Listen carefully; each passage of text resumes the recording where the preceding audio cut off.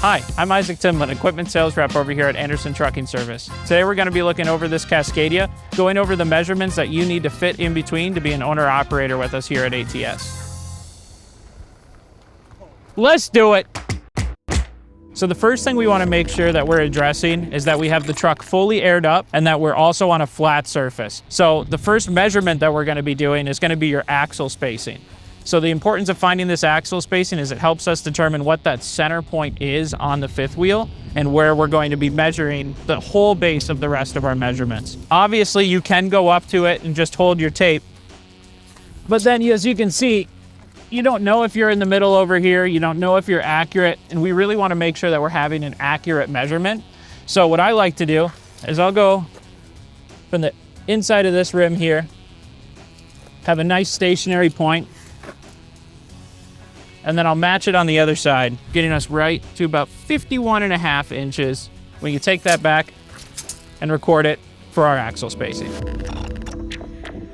So now that we have that axle spacing measurement, what we want to do is we want to mark that point so it's easier for us to reference for the rest of the measurements that we're doing.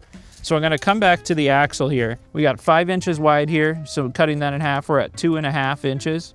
So right about there is about halfway on the axle. Now I'm going to translate that over to my tape here. And remember, we were at 51 on that last measurement. We're going to cut that in half, brings us to 25.5, and we're going to make a tick mark right on the frame here to have a center point for measurement. Now we're going to use that measurement later on in this process, but that helps us get a standard for where we're at right now.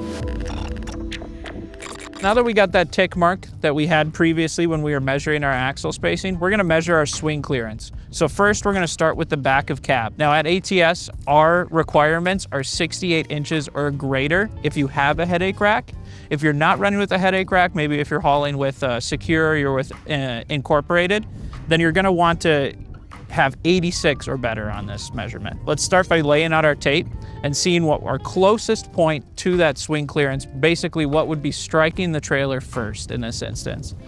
So we'll measure down, go to our tick mark, and seeing for the first thing that's going to cross, obviously we have our hoses here, so we'll measure those first, see if those are in compliance. So I'll swing this over.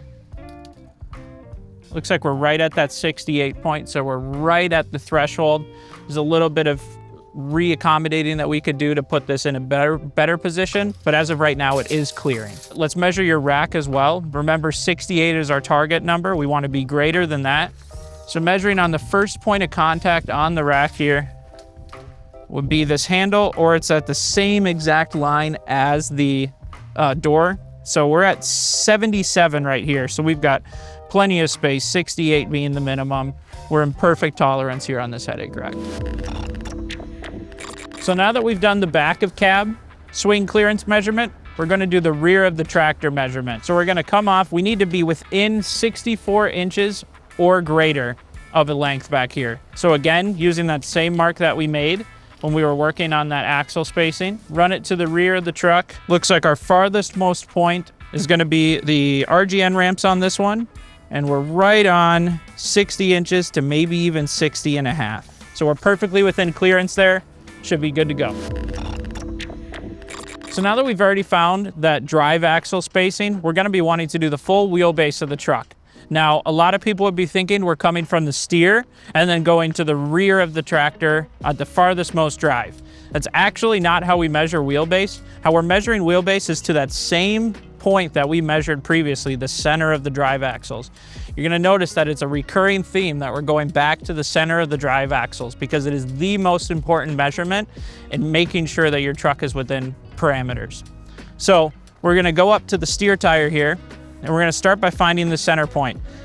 I get a little bit overboard in this because I want to make sure that I have a very accurate measurement, but it's important to be accurate. So I come right up to the tractor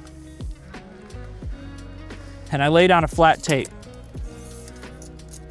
And go right to the center, a little bit offset so I can see the center there. And then I'm just going to come right to the ground, get it as level as possible, and make a tick mark. Benefits of being on gravel, your tick mark stays. So what I do after that is I'll take my tape, grab a heavier object here, and I'll pin it down exactly where I want it, so I know it's not going to move around on me when I come running around this tractor. So now we'll run out our tape.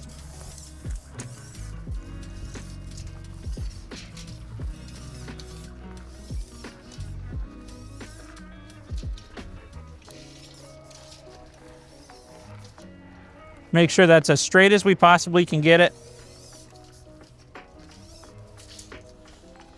And I'm gonna come right up to that center measurement that I made and tick marked on there previously. Measured as best as possible. 244 is our number. Perfectly right on. I know a little bit about these Cascadia, so I know 244 is the mark for the wheelbase on these, so that helps me out a little bit.